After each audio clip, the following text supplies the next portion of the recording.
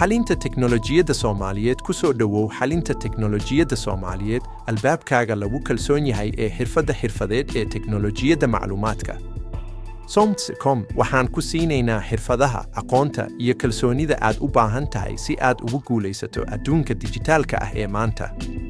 Waxa aan barno haddii aad ku cusub tahay safarkaaga itiga ama aad raadinayso inaad kor u qaaddo xirfadaada, waxaan bixinaa koorsooyin tayo sare leh oo la aqoonsan yahay oo ay ku jiraan CompTIA A, master qalabka kombiyuutarka, softwareka, xalinta dhibaatooyinka iyo asaaska taageerada itiga.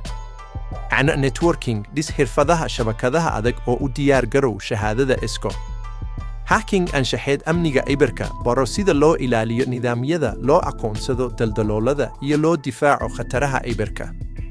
Iyo koorsooyin kale oo xirfadeed oo ah oo loogu talagalay in laga qaado bilow ilaa khabiir.